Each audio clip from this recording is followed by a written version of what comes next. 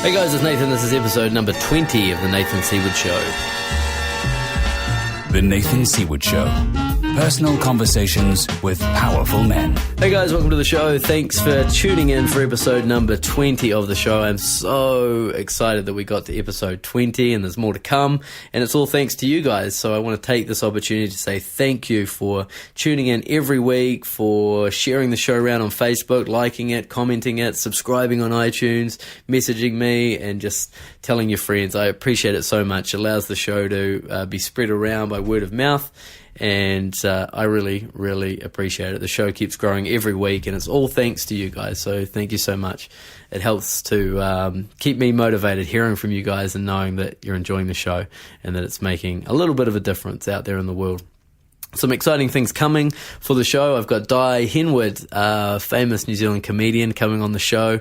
That won't be for another couple of weeks. Di's pretty busy, but that's something to look forward to in the future. And I just got off the phone with All Blacks captain, or former All Blacks captain, Norm Hewitt, who is also loving what we're up to and loves the vision of the show and can't wait to come on the show in a couple of weeks. So excited to have those people sharing the vision of the show and coming on, and I'm really, really excited to dive in deep with them and share their story with you guys.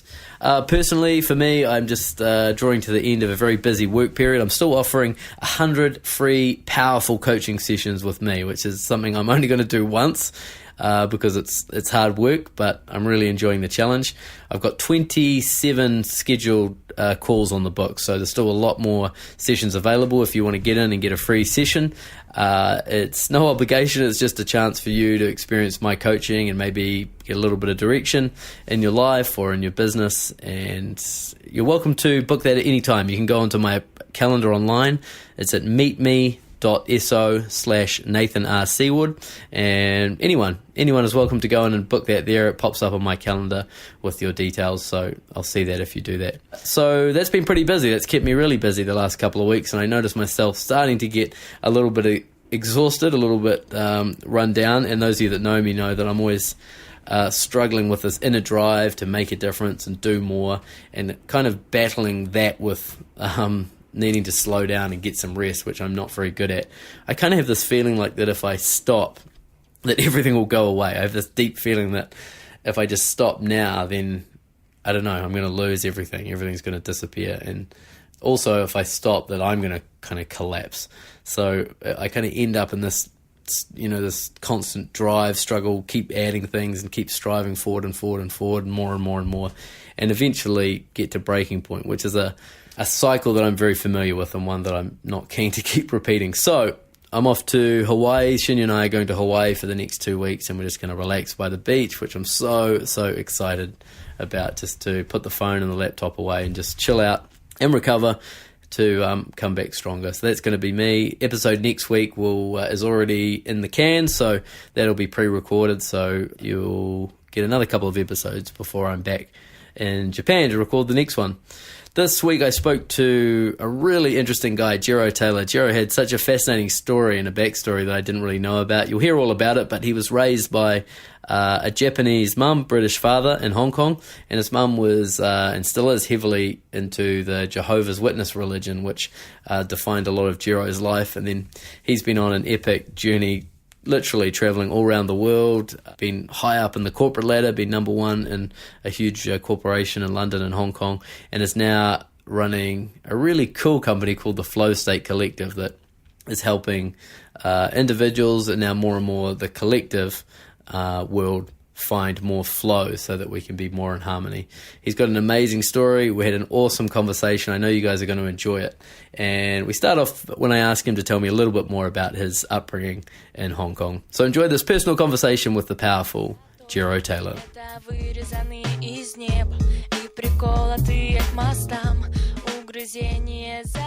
Yeah, so I was born in Hong Kong and to a Japanese mother and an English father. He was a airline pilot like yourself, and she was a stewardess, and I might even be a Mile High baby. I don't even know. Wow. That's cool. And so very, very global upbringing, because we were an expat family and sort of traveling from a very, very early age. And Yeah, so I grew up in Hong Kong until I was 10 and then moved to the UK. Never felt very British. So as soon as I hit 18, I started traveling around the world and kind of like, I guess I had this sort of little traveler, explorer, rebel thing going on, and I just wanted to go and seek out my own answers and adventures and fly the roost, I guess. So yeah, I mean, my childhood was dominated by a very religious upbringing. My mother is a Jehovah's Witness, so quite a lot of rigid, dogmatic brainwashing. I hope she doesn't listen to this. That will offend her, that use of that word, but that's the truth. Yeah. So that was a very strict kind of like, this is how you should live, this is how you should be, this is good and that's bad, and all that kind of stuff, which I guess is just getting back to your original question about pivotal childhood moments or things that have made me the man I am today. That's very much, I guess, shaped my quest for my own truth and searching for my own answers and exploring under every nook and cranny, whether it's science, philosophy, anthropology. I'm a very curious observer of life, and I guess that's in response to being raised to a very kind of narrow definition of where I should be looking for the answers, i.e. the Bible. So yeah. So has it been a process of, do you embrace any of that brainwashing, or has it been a process of undoing a lot of that stuff? Oh, totally undoing, man. Like, I left that religion formally when I was like 14, 15 years old, which was a huge struggle because they'll fight tooth and nail to keep you in. Yeah. And then I began a process of deconstructing all of the programming that I had been, I guess, like programmed with. And I kind of like see my whole life, in fact, the rest of, until the day I die, until this incarnation is no more, I see my life as a process of deconditioning myself from all of the things that we are conditioned by. And I guess, yeah, that's that kind of urge to connect with what is the unconditioned, i.e. the innate, intuitive part of me. I guess that is really a kind of like a strong theme in my life. So what are some of the examples, like, from the Jehovah's religion? Like, what are some of the stronger ones that you really struggled with, like, as you left that religion to decondition from? They kind of like claim a monopoly on the truth, which really irks me from a young age, in that they even call their religion the truth. They're like, we're in the truth, and the opposite of being in the truth is being worldly. So which is ironic, because I kind of like it's not being in a lie. Yeah. I like being worldly, but they see being worldly as like the worst thing ever. Right. Like, oh, that person over there, he's been drinking in the pub. He's so worldly. And I'm like, oh, I'm really well traveled. I consider myself a citizen of the world. I feel pretty worldly. But yeah, that kind of monopoly on the truth. Yeah, it kind of drives me nuts. And then there's the whole kind of intolerances, like kind of like very archaic intolerances towards homosexuality, for example. And then this sort of like, let's choose what sections of the Bible we're going to take literally, and let's choose what sections we're not going to take literally, because really it's impractical to stone our neighbor who like steals our goat or whatever.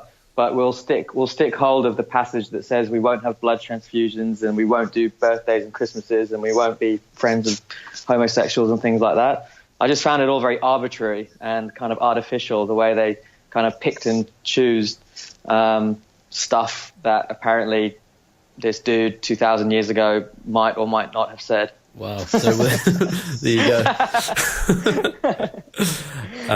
Take that, Jesus. What was the resistance? Was there a period of struggle with your mum? Did she grapple with you leaving the religion? How did that play out? Oh yeah, massively, man. It's sort of like, for my mother, like with maturity, like at the actual time, it was like complete adolescent rebellion, just wanting to be free and wanting to have nothing to do with this thing, which was this sort of religion that was very restrictive. And also, my mother was kind of like, how Japanese people can get very fanatical about stuff. Well, I've got a fair idea. Yeah. Well, imagine a fanatical lady from a very fanatical race being in a very fanatical religion. Yeah, that's a great image. And that was the sort of thing that I was pushing against. So yeah, it was kind of like this highly emotionally charged, kicking and screaming type of thing. From my perspective, I just wanted to be out. I just wanted to do, have this, what I viewed as normal life, and play rugby with my mates and go out and just not be within that religion. And for her, with more emotional maturity and stuff, I can actually perceive that for her, me leaving the religion is kind of the equivalent of me choosing death over life, because of like her beliefs actually are so strong that she actually thinks that people within her religion are going to there's going to be this thing called Armageddon, and then they're going to be resurrected and they're going to live happily ever after, on this paradise earth, and then everyone else is going to perish. And so for her, she's just basically got these motherly instincts to protect her young and help them survive. So, of course it was like going to always be super, super, super emotionally charged. So yeah, just that gives you a little bit of an idea. Yeah, it sounds like you've done a lot of work, like you have a lot of maturity around that, understanding it. Oh, it's bloody hard, mate. It's you've got to, right? Like there was lots of,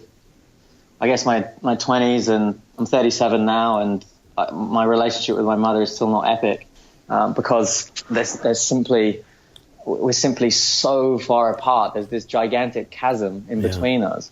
I veered heavily towards the side of rationality and reason and logic and open-mindedness, and she veers completely down the other end of the spectrum, which is closed-mindedness and dogma. So there really isn't that much to talk about. But on the other hand, there's this, I realized in my 20s, this, theme, part of my transformation as a human has been around the themes of self-acceptance and self-forgiveness. And you can't actually have full self-acceptance and self-forgiveness unless you have forgived and accepted all the other people in your life. That's kind of a truth that experienced. That kind of like accepting and forgiving of someone in your life who's been very, very, very challenging and difficult has been a necessary part of evolution. It's just like, I think the Buddha said that, like, if you hold on to anger, you end up burning your hand, or he probably said it more wisely than that.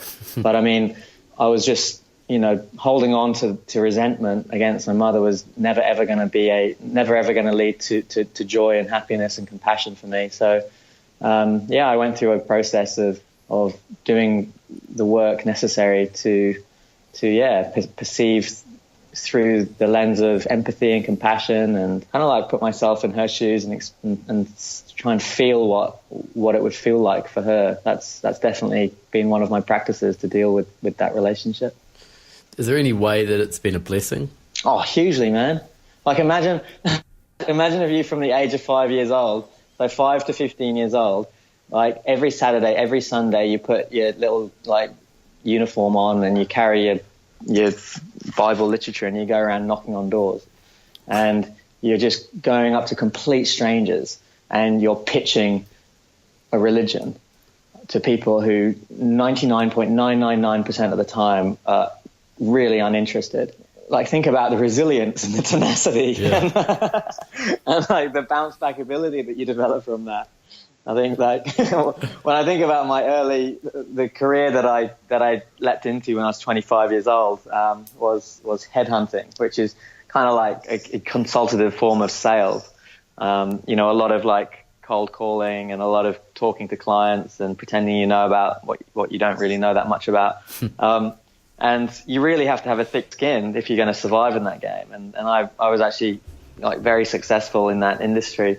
And I put that down to a large part in having the sort of confidence and street smarts, I guess, to just talk to people all day long. Yeah, and that's cool. So did it feel very natural to you, like going into that role? Is it like, this is familiar for me?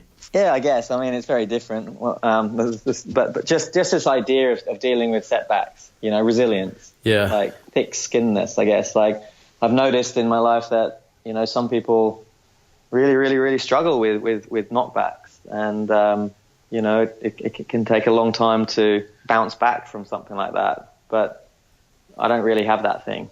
and I guess that's that's a huge gift. The childhood thing. Yeah. I'm just fascinated by how, you know, some of our greatest struggles can be our greatest gifts, you know, and like you don't really realize it at the time, or you're in it, it feels horrible, but you know, sometimes when you look back, you're like, man, I just noticed for me, I don't take the time to see what the gifts were and things a lot of the time, but when I do, just look at it through a different lens. It's, you know, you can see all these different gifts. Yeah, man. Just on that theme, like, I'm grateful for it all. Like, I'm grateful for everything. Like, I understand that my mum was, from her place, from her level of consciousness, was acting to the best of her ability to protect and provide for her offspring, and she did her best, and I'm super grateful for that. I'm super grateful for all of those experiences that allowed me to develop my mind, because I think, like, when you're 5, 6, 7 years old and you're learning Bible scriptures off by heart around the dinner table, and we also had to, like, stand on stage and deliver these 5-minute talks about, about religious stuff. And if you think about, like, the skills that gives you, memorization, public speaking, all that kind of, like, confidence type stuff, I think it's actually, when I think about it, it's played a huge role in my development. Yeah, so interesting. And what about your dad? Where's your dad in all of this? Are you guys close, or does he have a big influence on you growing up? Yeah, so my dad was always, like, the pillar of normality. And when you contrast that against where my mum was, it was like my dad was like fun, normality, like we'd look forward to him coming home from his trips. He was always like the kind of, like, we'd escape to sort of be with him. My parents split up when I was 10, so I lived with my mother through my teenage years, me and my brother would see my father on the weekends. And close to my dad for sure. I mean, he's an awesome guy. They're both awesome in their own ways. But yeah, my mum and dad are completely different characters, and my dad is, like, completely unreligious. It's kind of like ex-military man. Yeah, really kind and generous and loving, and I got a lot of love and respect for him. Yeah, that's cool. Does he still fly? Just selfish question. Does he what? Does he still fly? No. Like, interestingly enough, like, so he flew for Cathay, and then when his career, they had I think it was a 55 age retirement. He got he moved to Virgin when they were just starting up. Right. And he got another 5 years in his career. And so he finished up with Virgin at the age of 60. And then he never had the urge to fly after that. Not really sure why. So you get to 18, you start traveling the world. What's the definitive moments around that period? The first thing I did when I was 18, I'd been like skiing before in France on like a trip, and I was like absolutely enthralled by mountains and by just the different vibe that I got there. So as soon as I finished school, like after my last exam, I just went straight into work to just save up money, and as soon as the winter came around, I just went solo to a French ski resort with absolutely no French, no idea, no contacts. I printed off 50 CVs, resumes, and I remember I had like £250 in my bank account, and I just went and quickly realized that there was a system, and everyone had already applied and filled jobs in like September time, and I wasn't aware of that. So I got there and there were no jobs going, and so I was just tramping through town, just trying to give my CV away. And I got to like the last day where I was basically gonna have to run out. I was gonna run out of money. I was gonna have to call my dad and say, "Hey, will you buy me a bus ticket back to the UK?" And I went to this nightclub, and they were looking for a driver who could help them take. Basically, it was a nightclub, so when people were really drunk at 3 or 4 in the morning, they needed to drive the minibus to take these people back to their chalets. And I stuck my hand up and I was like, yep, I'd love that job. And the guy said, all right, meet me at the car park of the supermarket tomorrow morning, 9 a.m. And I was like, yeah, done. The only problem was I had no idea how to drive a vehicle. Small detail. Small detail. So I rock up and basically it becomes very evident. I nearly drive the guy off a cliff. It's like this clutch. It's like this manual, like old school diesel van, and I'm just like, I'd watched my mates drive, so I knew like what a clutch was, and I was just like grinding the gears and bunny hopping forward, and it was just, the guy was just like, stop. It's like, there's no way you're getting that job. But I don't know. I guess there was something, there was something there, because he said, all right, come back later. We'll see if we can get you a job collecting glasses. And I was like, sweet, foot in the door. So I went back later on, and they were like, all right, you can be a glass collector, and you can be like backup security. But there's one thing in France. The bouncers for these nightclubs use they have like pepper spray. That's part of their security like protocol. They're allowed to like spray people with pepper spray, and they're like, all right, one of the rules is that you gotta take this in the face if you're gonna like take this job. And I was just like, for sure, man, just go ahead, spray me. So I ended up getting a job in there, and I think the lesson, like when I look back on that, I'm like, but that whole experience was so transformative for me, because like for a start, I was just on my own for the first time ever.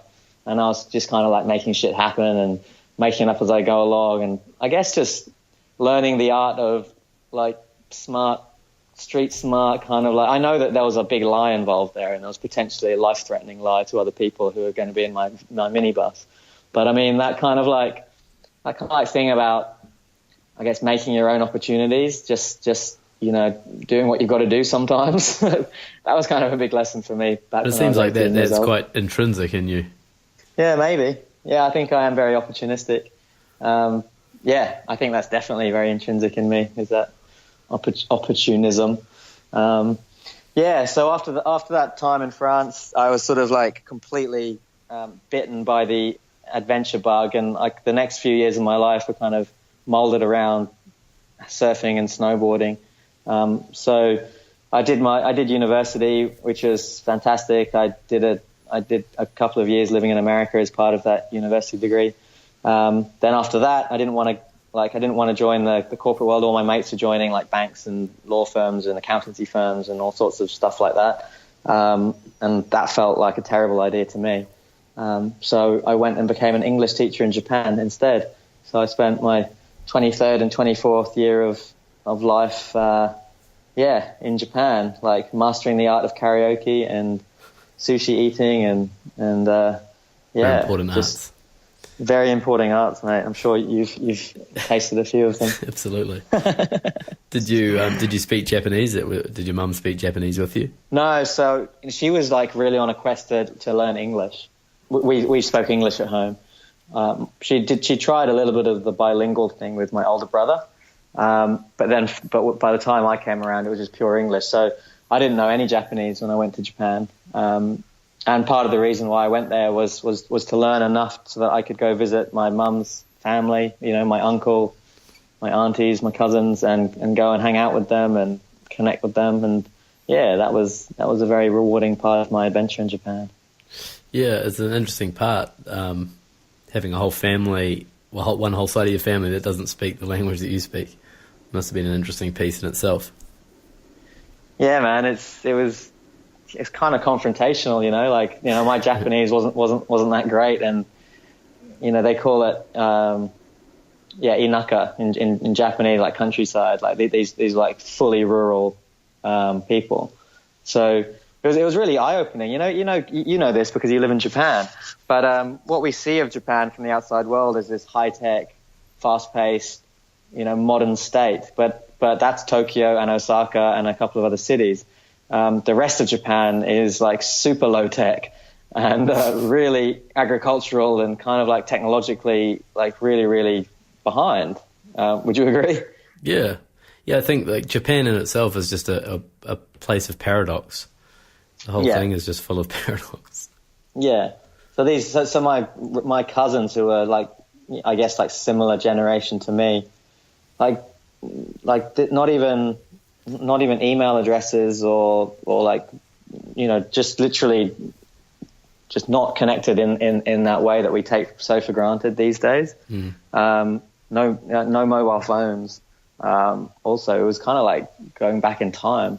But it was cool to do my best to communicate with them and you know, understand a bit more of my roots. I definitely got more of an insight into my mother's childhood, and you know, she was pretty much like she left Japan when she was 19, 20 years old, which is way more rebellious and way more like out there than me, because if you're raised in a Japanese village in the 50s and 60s and there's fat paddies all around you, the idea of getting out of that, teaching yourself English, joining Cathay Pacific, becoming an air stewardess in the most exotic time to be flying, is kind of like out there. Yeah. Isn't it? So yeah, I really got an appreciation for that, which is pretty awesome. Yeah, explains a bit of where your adventure comes from. It's in your genes. Yeah, I guess so. I never really that's a recent appreciation, like feeling that, you know, actually, because my mum is so not adventurous now, like you know, but there was a time in her life where she like really must have been hugely courageous. Yeah, it's really interesting. Yeah, it is. My mum was born in Montreal in Canada, and I kind of went through this similar sort of process and went back in time and realised that her father was born in New Zealand, my grandfather, and then his father was born in Ireland. And so there's been like this, you know, and then me kind of going to Tokyo. So there's been this sort of 4 or 5 generations of leaving the country you were born in, which I just find that so interesting. You know, how you can have whole families in countries like Japan or even England that have never left the country and go to the same pub, you know, generation after generation.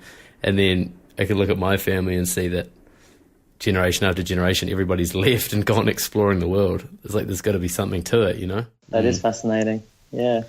And so where do you go from there? You kind of lead from Japan? Yeah, so basically, this time in Japan was kind of like, you know, it was awesome. I was kind of just extending university but getting paid, but, you know, doing more karaoke and surfing and eating awesome food.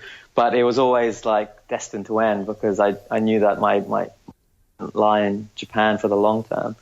And by the time I remember like having this very palpable feeling of like missing out or feeling behind, because by this stage all my mates from school and from uni were kind of like 2 years into some sort of career.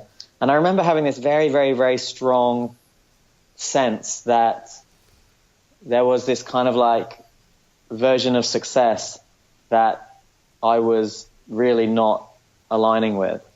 And I remember like feeling like, oh shit, I'm playing catch up here. Like I'm behind. All these people are like further ahead, and they're thinking, you know, that they'll be like buying houses and climbing up the ladder. And for some reason, even though, you know, my entire teenage years and early 20s, all I'd want to do was adventure and travel. I guess this was kind of like this kind of like, you know, you have this very strong cultural message of, oh, when are you going to grow up? When are you going to just settle down? And I very much felt that vibe coming through to me. And it was like, oh, Jiro, maybe you do need to grow up. Maybe you do need to settle down and get savings and think about, you know, whatever investments and security and stuff like that. So anyway, you know, I decided that was something I needed to give real attention to. So I moved back to London and worked at a couple of jobs, like first of all selling surfing holidays, snowboarding holidays, because I thought it aligned with my interests for surfing and snowboarding. But then I got kind of like not poached, but I got kind of like I met this dude at a barbecue who owned a recruitment company, a headhunting company, and we ended up chatting, and he asked me how much money I earned, and I thought he was very upfront and rude. But he kept on pestering me, and I told him, and he laughed at me, and I thought he was a dick. And then he said, oh, come for an interview, because there's people like you who are earning 10 times as much money as you're earning. And I was like, yeah, whatever. So anyway, I ended up going to the interview. They ended up like dragging me over the coals and going. I went through this torturous interview process where they made me feel horrendous, and they belittled me and mocked me. But apparently it was all part of some elaborate ruse to see how tough I was. And it was a ruse that I was indoctrinated with and I inflicted upon other people in coming years. But anyway, I ended up getting a job as a headhunter in this company in London. This is my like mini Wolf of Wall Street like segment of my life, where like I went from like basically impoverished surfer to, you know, earning like hundreds of thousands of dollars like very, very, very quickly. Because the market was absolutely booming. This is like, you know, this is 2000. B, I was working on a very hot area. I was doing like equity derivatives in the finance sector in the Asian market. C, I was trained by some exceptional humans. And D, I guess I had that Jehovah's Witness upbringing. I was just very, very good at hitting. It all came together. Yeah, it was like the perfect storm to absolutely smash it as a headhunter. So, like after the first year, I was like literally the leading like salesman in a company of like 400, 500 people around the world. Like the poster boy, top of the charts, like earning the most money, could choose whatever I wanted, was sent to Hong Kong in year 2 to set up the office in Hong Kong. Oh, full circle moment. Yeah, full, exactly, man. So I went back to Hong Kong, set up this office, did even better in year 2 than I did in year 1.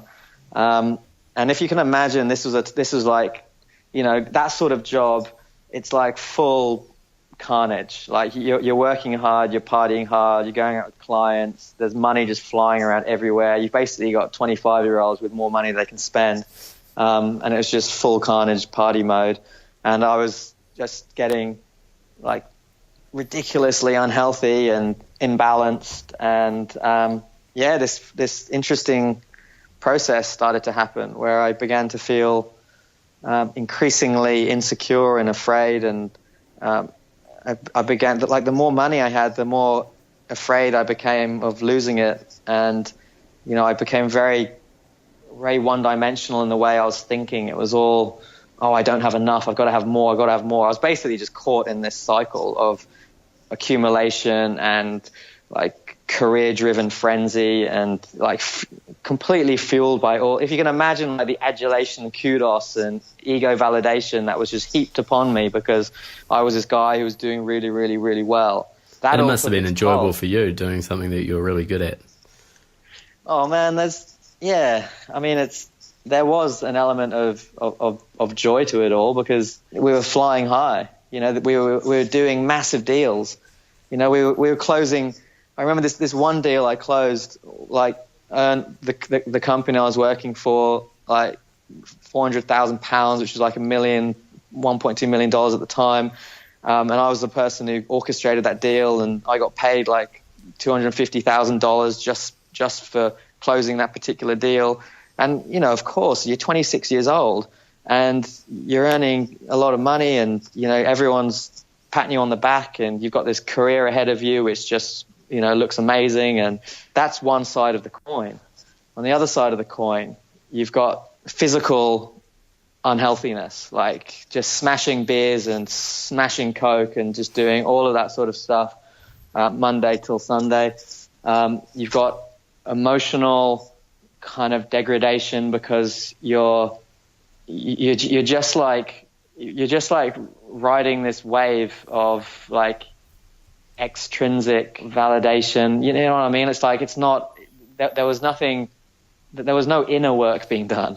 It was all like outer way. It was all ego level stuff. Yeah. And I was surrounded by bankers, like financiers, like people who were modeling their entire life on wealth accumulation. And I guess this was a time in my life where I look back as like being the most spiritually barren years of my life. I really completely forgot about all things meditation and all things self-inquiry. And I really just focused, you know, before this time, I was reading like Osho and I was reading Eckhart Tolle and I was reading about Buddhism and, you know, I was reading about the mind and I was really interested in just like wisdom traditions. But during this time of my life, it was all about accumulation. I was reading about, you know, property investing and stock investing. And I was, you know, I think what you read reveals a lot about where your where your mind is at that time. So that was that period of my life, and it kind of like, after 2 years of doing that, I kind of decided to quit. I left on a high note, I guess, like on a high note in terms of like my career was flying high. But I remember I was sitting in my kind of lit apartment, and everything was rosy from the outside. But I remember I used to watch a lot of National Geographic Channel on TV, just to sort of zone out from that work mode. And I was just, when you watch people surfing around the world and climbing mountains and trekking through Mongolia and things like that, that really ignited this sense that I was actually not living my dream. I was living a version of success that was kind of handed to me by my culture, but it definitely wasn't mine. And, this version of success says, hey, there's a carrot dangled in front of you, and it's basically the carrot consisting of financial wealth and security and the ego validation of having a really successful career. And I caught that carrot, man. I was like chewing on it. I was munching away at it. But it was completely unnourishing. And I guess that was the realization I had. So I quit that life. Was there a moment there, there's like, in all the jobs I've had, there's been a moment where I've looked at people that are 10, 20, 30 years ahead of me in the same company and kind of gone, is there anyone here that, projecting this is what I'm going to be, this is what my life's going to look like? Is there anyone here that I want to be like? Was there a moment like that where you like looked around and kind of thought, man, I can see the path that this leads to? I think it was more introspective than that. Like there was a moment where I was walking from one meeting to another, and you do this kind of like corporate shuffle where you walk really fast because you're never, you're always so busy. Always and have important. paper in your hand. Yeah. yeah. You got like this little notepad under your arm, and you just like. And I remember stopping at a traffic light in Hong Kong next to the HSBC bank there, and I remember like catching like a reflection of myself against the glass, and I sort of like did this double take, and there I was, like expensive suits, shiny shoes, top button buttoned up, like hair all smart, clean shaven, looking like kind of like stern and important, and I kind of like, I guess like caught a glimpse of something in my eyes that was not representative of this shell, this uniform, this kind of like outer exterior thing that I could see in the reflection. And I kind of realized, I had this kind of like instant moment that I was actually just wearing a shell. Like, but there was this thing inside me that was completely different. Like there was authentic Jiro, and then there was this thing, this like caricature. And that was a very, very, very transformative, or that was like a seed that lay within me. And, I'd go back to my apartment and have these sleepless nights where I was like, I was like, I knew that I was like selling out on my dreams. I just wanted to explore the world. I wanted to explore the mind. I wanted to like do all these things, but here I was like basically a rat in the rat race.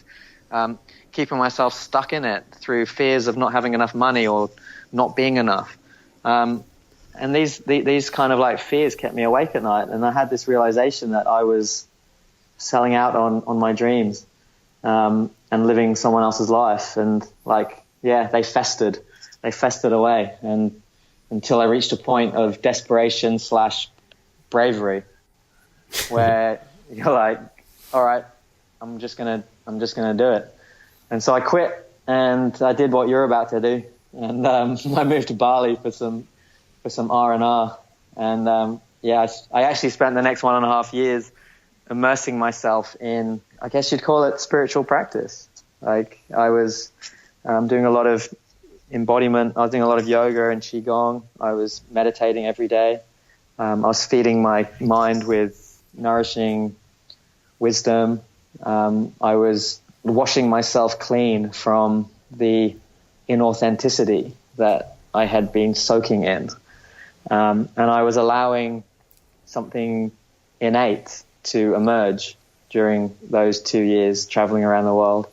And that, I guess, is like the real foundation for where I am now.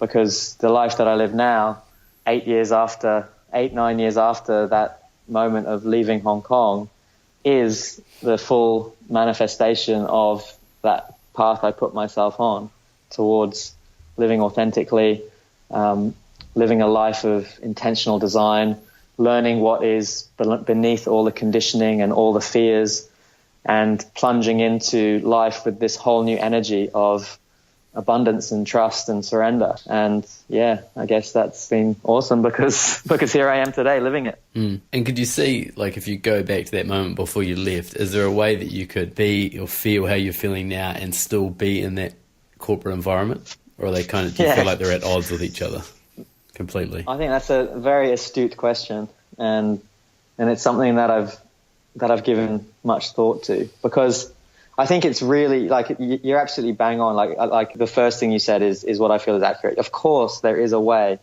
to be completely congruent and authentic and still be working in the corporate world. Like, of course there is. There are many human beings around the world who are doing this, and I take my hat off to them. For me, where I was at with my particular level of consciousness at the time, it was at odds. It could not happen.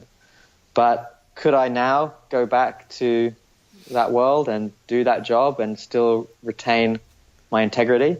I believe I could. I think my point is that it's the corporate world is not the enemy. Like, working for someone else is not the enemy. Like, of course not. Like, it's the point I'm trying to make is that are you being true to yourself? Like, can you look yourself in the eye and say, yes, I'm living my full life. I think if you can look at yourself in the mirror and say, yes, I am living through love, not fear. My life path is not one dominated by fears and anxieties and insecurities, and yet I'm still choosing to do whatever I'm doing, then wonderful. You are living life how I believe life can be lived.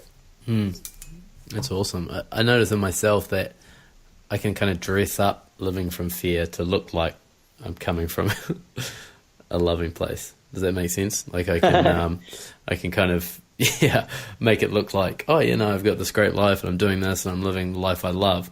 But really, it's the fear is I don't want to fully commit and lose everything. So I'm I'm half in. I got 1 foot in each camp, which is where I've been the last few years. Dude. Yeah. I think that the notion that you're talking about right there is like called selling to yourself.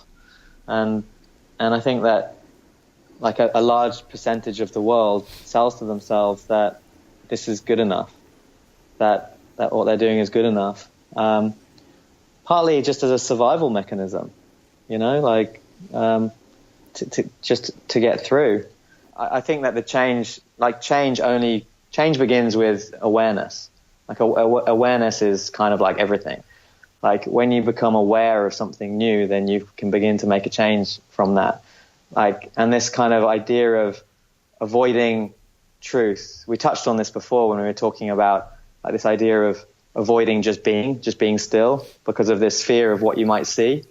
Well, I think that a lot of people are like plunging into their careers, plunging headfirst into these jobs and telling themselves that they really do stand for being a commercial analyst for, this giant multinational company, and they really do love like whatever it is that they're doing, as a kind of way of putting this mask on, which allows them to avoid kind of confronting truth of who they are and what they are and all the sort of unknowns that come with that.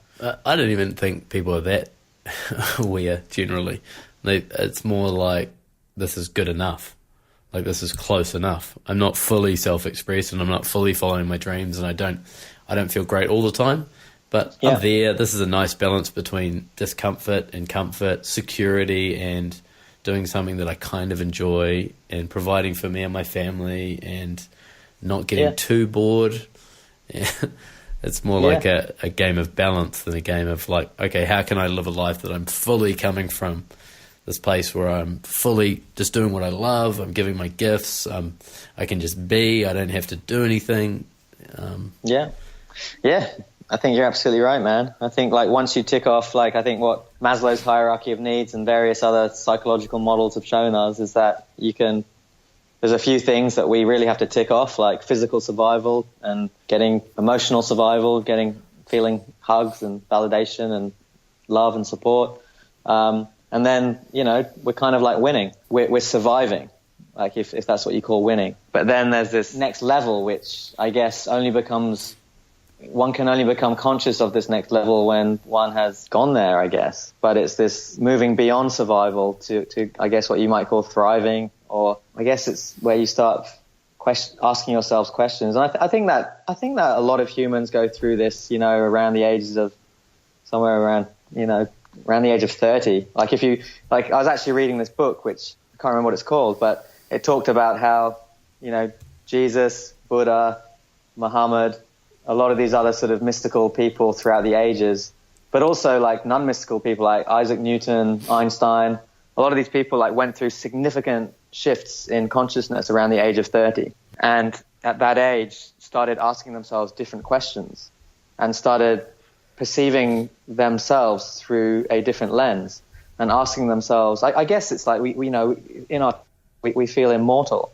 In our 20s, we're just like exploring life. And in our 30s, like things like our own mortality and life purpose and things like that start to become a lot more front and center in our lives. I think any sentient, intelligent, conscious being who reflects on questions like, what is my actual purpose in life? What is the actual meaning that we're here? What the hell is this all about? You're either going to come to a point where you've got to make significant life changes, or you've got to kind of like just put your blinkers on and ignore those questions and just carry on as you were before, wearing a mask. I feel like to go to the first option, it feels like there's always a leap of faith.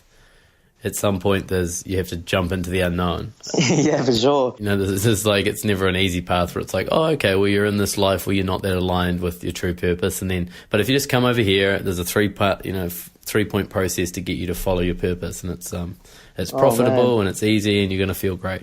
It doesn't look like that in reality. One of our culture's most horrendous myths is this idea of you must find your purpose. And also this idea of it's hiding under a rock somewhere. Yeah, exactly. It's hiding in an orphanage. It's like a scavenger hunt when you're a kid. You just gotta find it. Yeah, right. Yeah, you got to find it. You got to go out there and find it outside of yourself. And what my life experience has actually told me is that it's actually in me, except it's hidden beneath my fears. Wow, that's cool. Yeah. So this idea of like finding your purpose sets people off on this external quest where it's like, I'm going to find my guru who's going to help me find my purpose. I just need to read the next self-help book. I just need to go to the next Tony Robbins conference. I just got to take a 6-month sabbatical so I can just ask myself some real questions, give myself space. And it's like, that might actually help in some way, but it's not it. The it is actually doing the really, really hard and scary thing.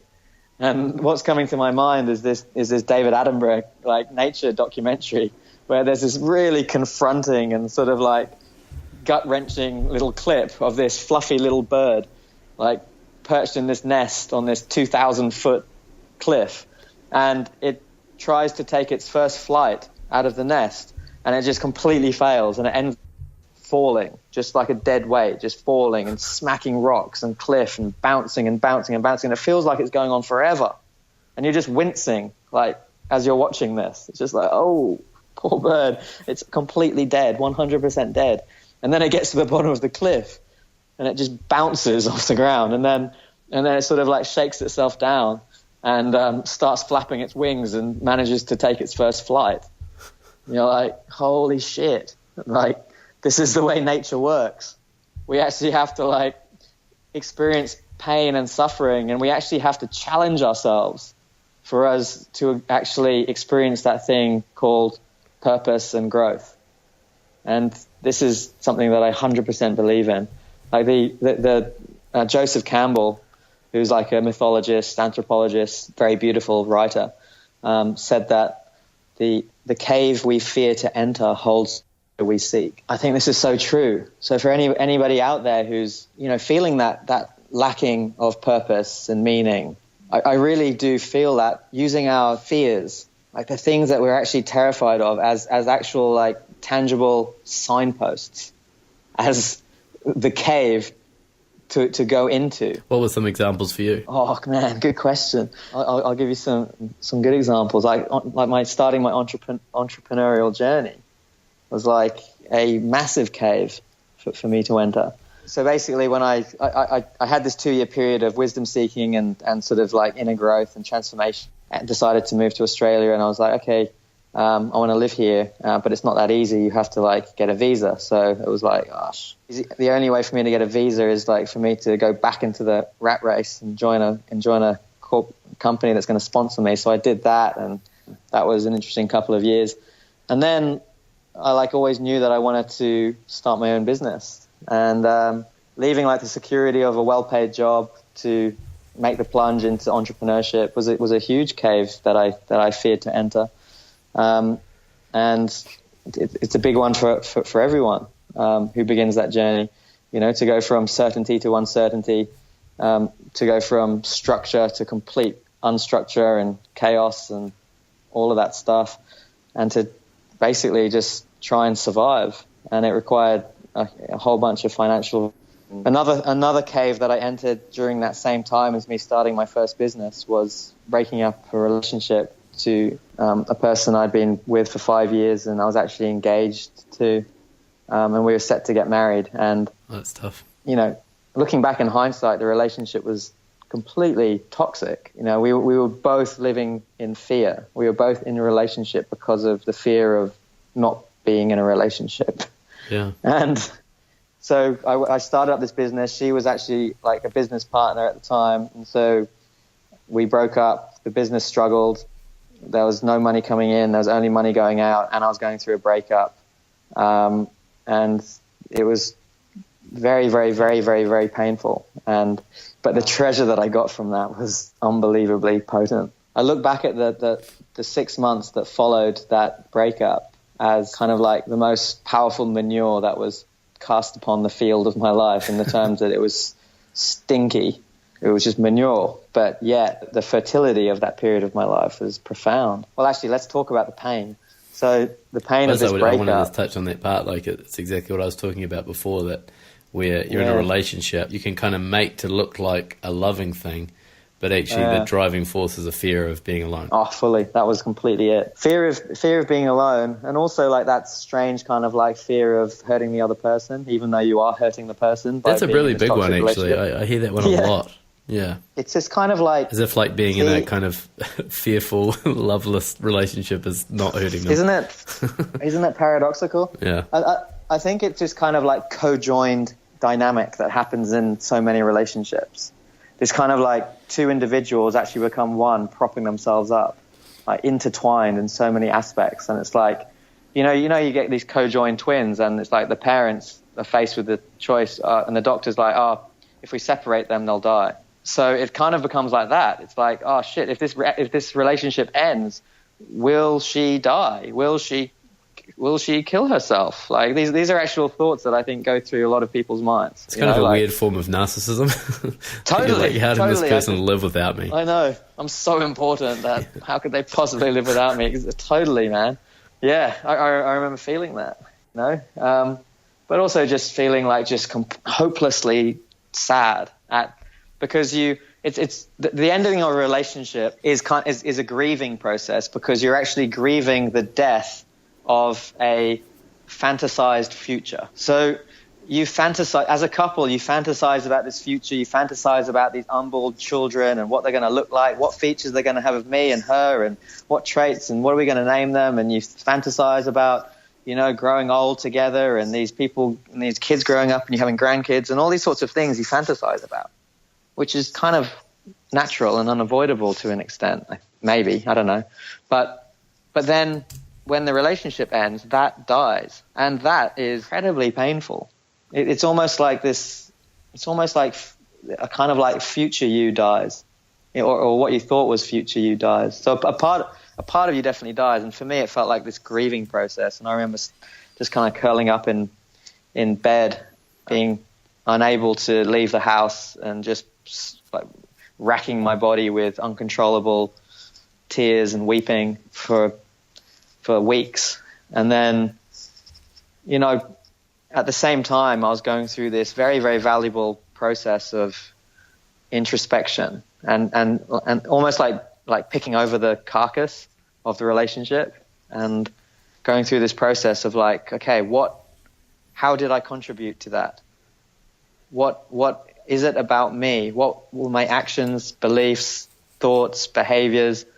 What did I do? How was I responsible for what manifested? And I remember being very, very conscious and deliberate about this process. I know that feeling of like, I'd never want this to happen again. I never want to go through this pain again. Like, how can I, what work can I do to heal and make sure that I don't make this mistake? It was that, but it was also like this refusal to let this opportunity pass, and this refusal to just take the easy route out, which is just blame my ex. And it was kind of like, I guess what I'm getting, it was like this acceptance, this kind of like knowing that there were some things about me that I didn't want to have in me. Like that there were some traits that I really, that did not align with my vision of who I wanted to be. And so it was like a really fertile period of self-inquiry and change.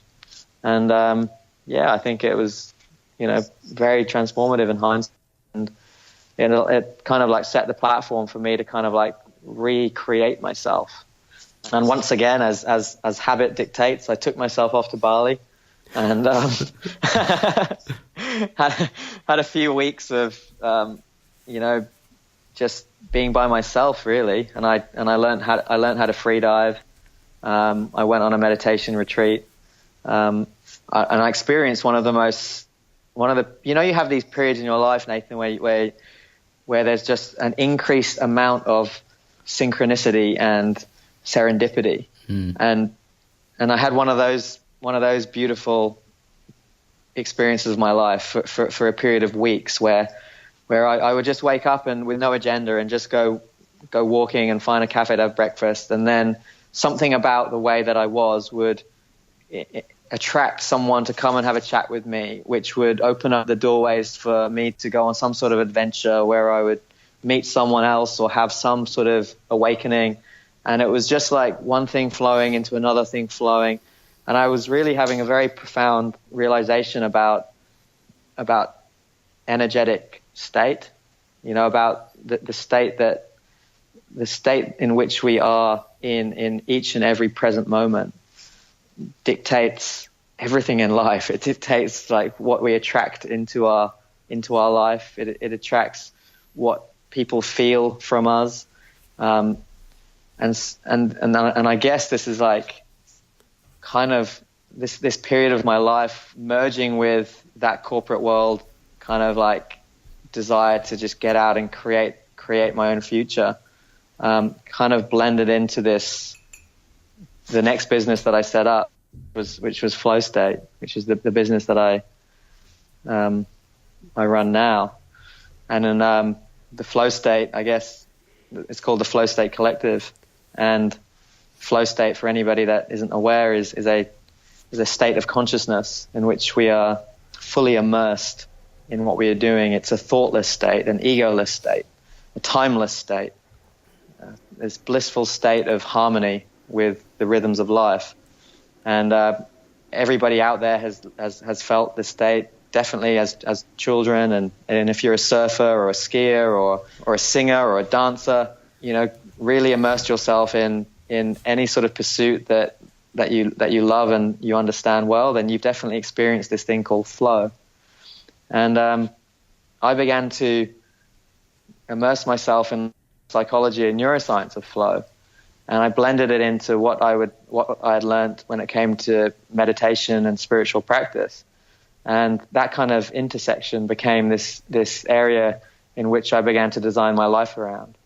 The possibility of living my entire life in that state of synchronicity and serendipity where you meet the right people at the right time became like this very tangible, realistic possibility. And so that's kind of like what I decided to dedicate my life toward. And did you trust that was that you felt like that was a state that you could recreate, that you could get yourself into, put yourself into periods where that synchronicity came naturally? Totally. Absolutely. I sensed it. I'd been around people. You spend enough time traveling and you come into contact with a variety of people. And there's certain people out there who just live with this sense of grace and ease, in which there is full trust and surrender and a complete absence of like unnecessary anxiety and worry. And these humans who live in that state, life just flows. Like, we all know that person who has that life that just flows. And for me, that's a result of inner work. Maybe also a result of good genetics and, a certain type of upbringing. But it's often a result of a type of inner work in which the person has learned themselves to let go of the struggle, to let go of the need for control and for things to be a certain way. And that time that I was talking, totally. That time I was talking to you about, where I was free diving and just everything was just flowing, was also a time of great surrender. Like the relationship was gone. I decided to just let go of, like, forget about my business for the time being. And I was just literally just going with the rhythms of life, just waking up as the sun came up and going to sleep when the sun went down, and just being fully in sync with life itself, with no control or agenda. And for me, that was evidence that one can design one's life to optimize for that kind of blissful, joyful, synchronized living. So anyway, I began to teach myself how to do it, and I developed a way, and I began teaching it to other people. And it's it's a work in progress. I won't I still face struggle. I still face periods in my life where there is control going on, and there's fears and there's anxiety. So this is a lifelong process, and it's not as though I've cracked some secret code and I'm the enlightened one. But I am infinitely more wise than I was when I began this journey. And I do have tools and strategies to help me experience more flow in my life. So, I feel like I'm on the right path. There's a couple of things I want to ask you, and it's things that I've heard a lot lately, just tying a little bit of the stuff together. For me, around purpose and, that idea that there is a purpose that you find. I think it's true and it's not true. That there is, like, you go through life and there's different purposes as you go through life, and then there probably is one greater purpose that is there to be found. And like you say, not externally, but somewhere internally.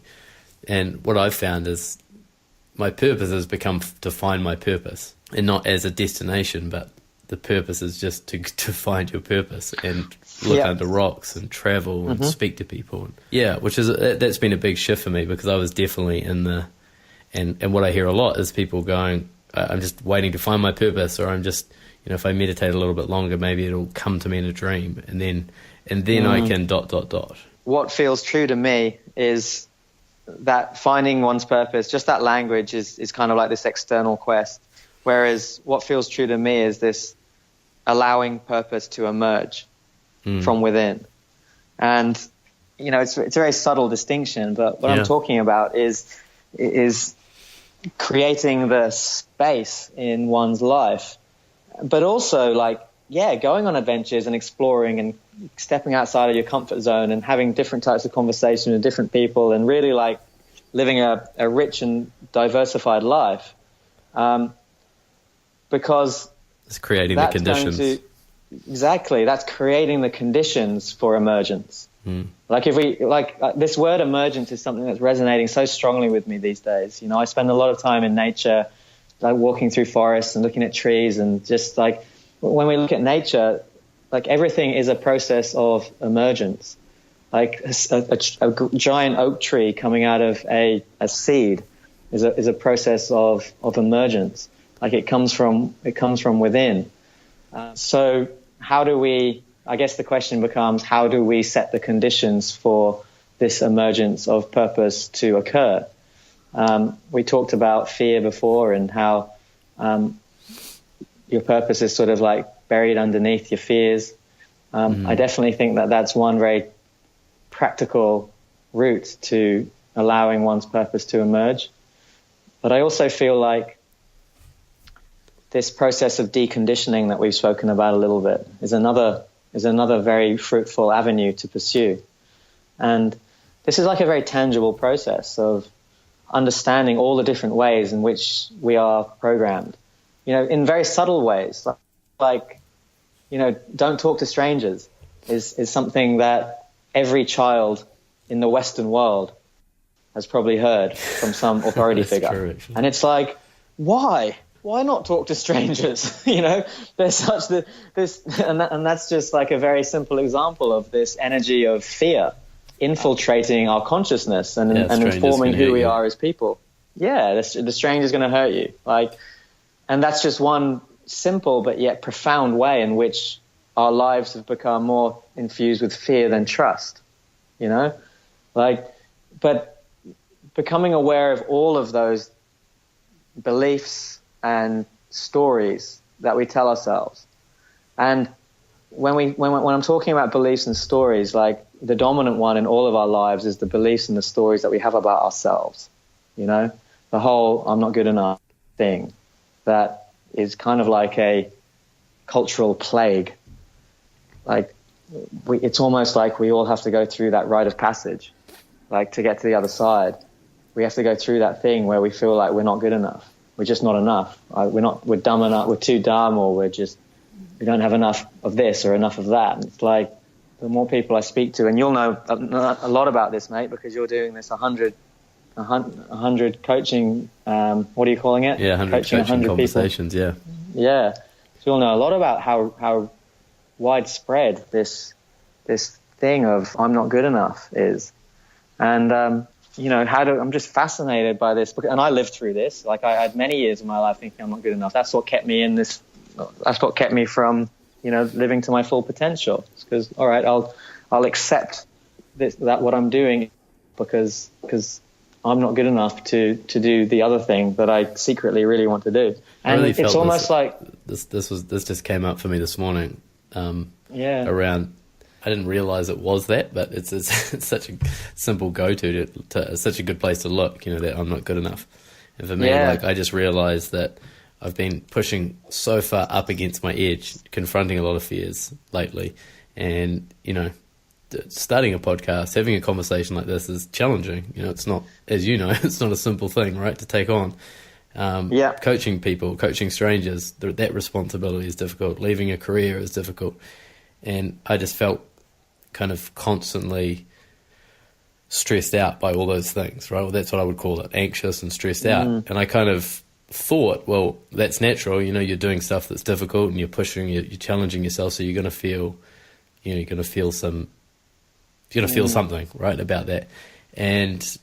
But how I compensate with that kind of anxiety is through eating. That's my go-to, is just shoveling, shitty food into my mouth until I feel bloated and disgusting. And I only just sort of started thinking the last day or two that, actually it's because I think I'm not good enough. It's because I'm constantly, that the fear is I'm not good enough, and I'm papering over it.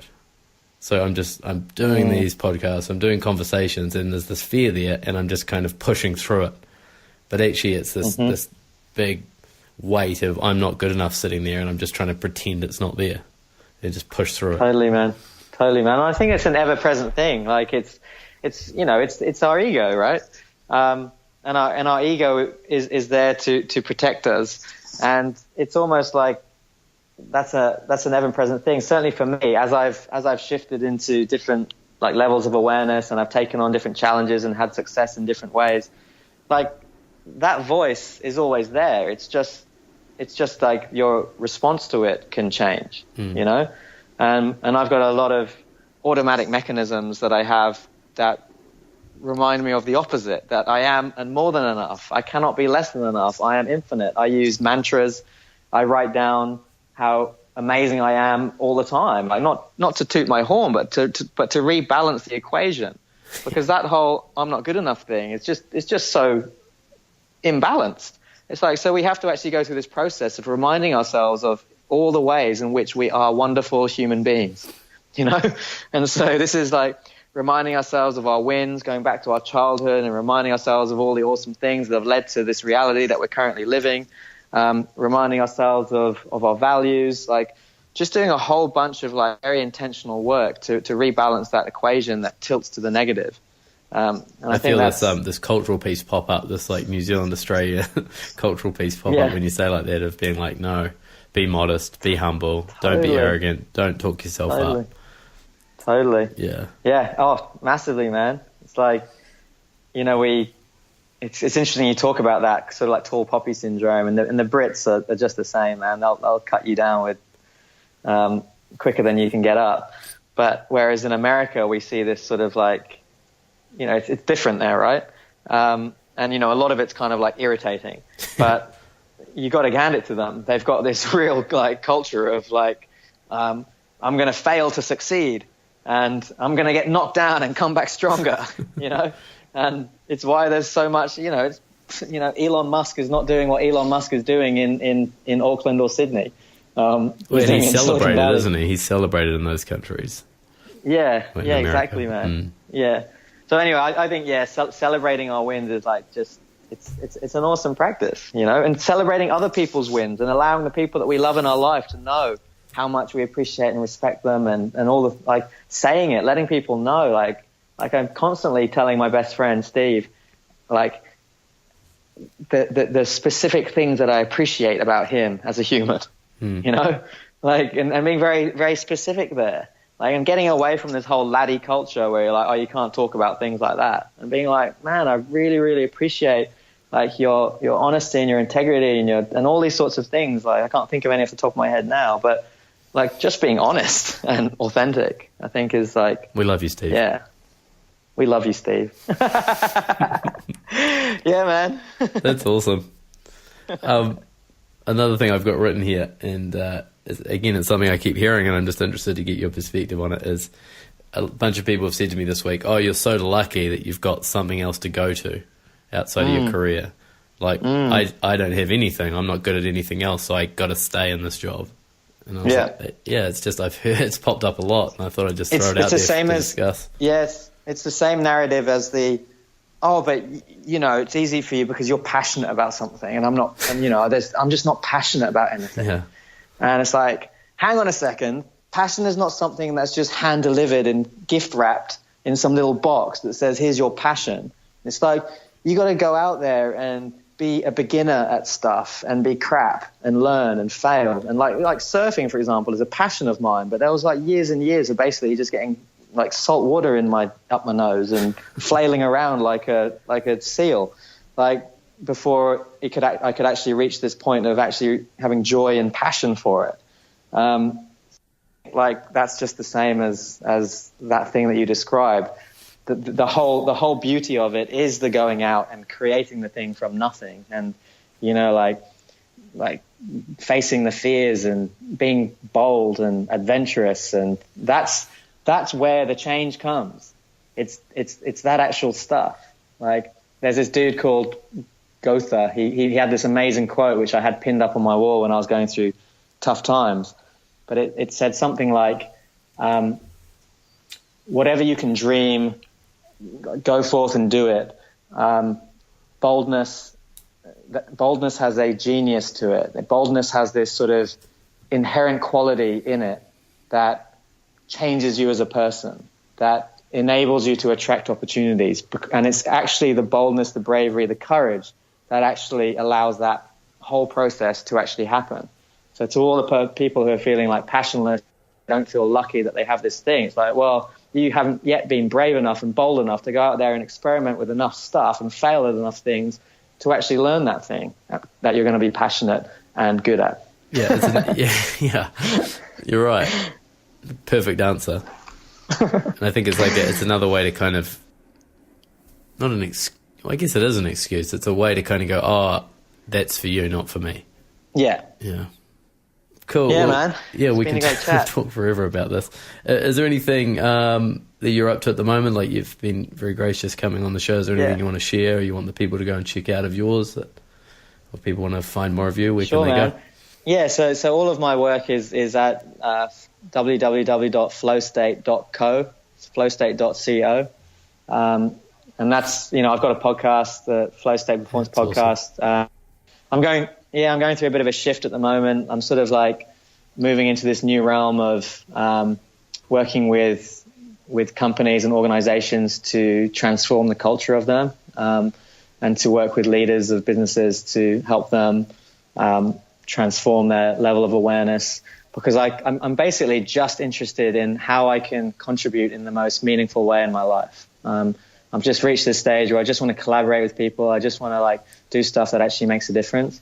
And I felt like working with businesses and organizations and teams, and this concept of collective flow is really where I'm focusing all of my energy at the moment. But it's this idea of you're a Kiwi, so I can talk about this, but what is actually going on when the All Blacks or some other elite team get into this state of harmony and resonance where everything clicks, and they just reach this absolutely transcendent state where everything works. And I'm just fascinated by actually the science and mystical nature of that kind of thing, because when I think about the challenges that we face as a species, when I think about planetary challenges, and I think about how we've got to step up as a species to confront these things like climate change and poverty and things like that, it's we really got to do it collectively. And we haven't yet learned how to really cooperate and co-create as efficiently as nature shows us is possible. When you look at flocks of starlings, or you look at schools of fish, and you look at how nature actually works, humans, we're like these ego-driven individuals all just trying to optimize for living our individually best life possible. And I just really am fascinated by how we can collectively flow together as a species. So yeah, I'm creating this project called the Collective Flow Project, and I'm kind of open sourcing it. I'm inviting anybody out there, scientists, artists, explorers, anybody who's interested in this idea of human cohesion and resonance. And it's going to be this open source project, this kind of mashup of art, play, science. And we're going to create these experiments where we kind of reverse engineer collective flow and figure out exactly what is going on under the hood of it, so that we can achieve more of it and solve our problems together. That sounds incredible. Yeah, you're the perfect person to do it. Awesome. Thanks, brother. So yeah, if anybody's out there and feels resonance from what I've just said, then yeah, just shoot me a message, Jiro at theflowstatecollective.com, or just jump on the flowstate.co. Beautiful. There'll be people, heaps of people interested in that, so we'll put all those details in the show notes. The last question I just want to ask you, it's a question I ask everybody, it's everyone's favorite question, is about your dark side. And it's not something that men really talk about that much, but it's something we all struggle with. So do you have a dark side that you acknowledge and embrace? I wouldn't so much call it a dark side, but I wanted to just share a struggle that I've been going through, and it's potentially linked to some sort of dark side. But I got married 10 months ago in Bali, and in many ways it's a fairy tale life that I'm living, and it was a fairy tale wedding, and it was just all beautiful and full of love and joy. But you know what? The last 8 months have been the most challenging times of my relationship that there ever have been. And, it's almost like you just can't talk about that because, you just got married and you just look so happy and successful and all that sort of thing. And it's wow. The truth of the situation is that me and my wife are learning how to live together. We're learning how to be together, we're learning about all the ways in which we are different. And it's confronting, man. And it's a challenge that I'm not masterful at yet. And so that's my big share there. That's something that I'm learning about every single day. Yeah, that's a big one. Thanks for sharing that. Well, I hope you'll come back and talk to me again, Jiro, because this has been awesome. I know a lot of people are going to get a lot out of this episode, so Thanks very much for coming on and sharing your gifts. No worries, Nathan. It's been an absolute pleasure. I really valued the questions and your energy and everything about it. And it was really cool to chat with you. So there you have it, folks, my fascinating conversation with the wonderful, interesting, funny Jiro Taylor. I hope you enjoyed that conversation. You can find more about Jiro and what he's up to at his website, flowstate.co. And go and follow him on Facebook, Twitter, and send him a message. Let him know that you loved the show and you loved his message. I know he will appreciate that. As always, share this around on Facebook, subscribe on iTunes, go and give us a rating and a review when you get a chance on there. I'll love you forever if you do that. And I'll be back with you next week for episode 21 of The Nathan Seaward Show. That was The Nathan Seaward Show. Personal conversations with powerful men.